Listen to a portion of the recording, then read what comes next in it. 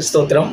கிறிஸ்துவுக்குள் அன்பானவர்களே, உங்கள் அனைவருக்கும் என் அன்பின் வாழ்த்துக்களை தெரிவித்துக் கொள்கிறேன். இந்த நாளிலும் கூட நம்ம அநேக நேரங்களில் நம்ம யோசிக்கிறோம், எனக்கு இருக்கிற அந்த கொஞ்சம் பலன் தானே இருக்குது, என்ற கொஞ்சம் பொருள் தானே இருக்குது, நான் அந்த கொஞ்சத்தை வச்சு நான் என்ன செய்வது, நான் என்ன பண்ணுவது என்று சொல்லி அங்கலாய்ப்போடு குழம்பி கொண்டு இருக்கிற என் அன்பு சகோதரர்களே, ஆண்டவர் உங்களுக்கு தான் ஆண்டவர் சொல்றாங்க, இந்த கொஞ்ச பலத்தை நீங்கள் தேவனிடத்தில் கொடுக்கும் பொழுது தேவன் இந்த காணிவரையில் அவர் உங்களை ஆஸ்வதிக்க போதுமான இருக்கிறார். ஒரு சம்பவத்தை குறித்து இந்த நாளில் நம்ம பார்க்க போகிறோம்.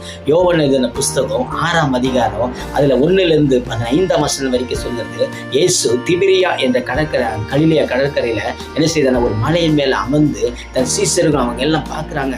இயேசுவை பார்க்கும்படி ஒரு திரள் கூட்டம் அவங்க வந்து கொண்டு இருக்கிறது. பாருங்க, நல்ல ஒரு லீடருக்கான பொறுப்பு என்னன்னா, ஜனங்களை குறித்து அவங்களை குறித்து அவங்களுடைய இருதயத்தை அறிந்து அவங்க என்ன செய்வாங்கன்னா, வழியில் அவங்க சோர்ந்து போவாங்க. அவங்களுக்கு ஏதாவது ஒரு உணவுகளை கொடுக்க வேண்டும் சொல்லி இயேசு என்ன செய்தார், அந்த இடத்துல பார்க்குறாருங்க. அந்த இருதயத்தை அவங்க பார்க்குறாங்க. அவங்களுடைய ஏன்னா ஒரு பக்கம் அவங்க இயேசுவை பார்க்க வேண்டும், இயேசுவிடத்தில் அற்புதம் பெற்றுக்கொள்ளப்பட வேண்டும் என்று சொல்லி அங்கே திரள் ஜனங்கள் வருகிறாங்க. ஆனால் ஜனங்களை அவங்க சும்மா நம்ம அனுப்பிவிடக்கூடாது. ஜனங்கள் திருப்தியான ஒரு வாழ்க்கை அவங்களுக்கு என்ன செய்யணும், திருப்தியான வார்த்தைகளை மாத்திரமல்ல, தங்களுடைய வாழ்க்கையை தங்களுடைய வயிறார என்ன செய்யணும், அவங்க நல்லா சாப்பிட்டு அவங்க திருப்தியாக போகணும்னு சொல்லி தேவன் இயேசு அந்த இடத்துல பார்க்குறாங்க. பாருங்க, அங்கே பார்க்குற அந்த சீசர்களை பார்த்து சொல்கிறாங்க, எஸ் நீங்கள் போய் உங்களுக்கு ஏதாவது கொடுத்து, அவங்க சீசர்கள் சொல்கிறாங்க, 200 பணத்துக்கு நம்ம வாங்கிட்டு வந்து கொஞ்சம் கொஞ்சம் கொடுத்தாலும் இவ்வளோ பெரிய திரள் ஜனங்கள் நம்ம எப்படி கொடுக்க யோசிக்கிற மாமிசமா சிந்திக்கிறாங்க.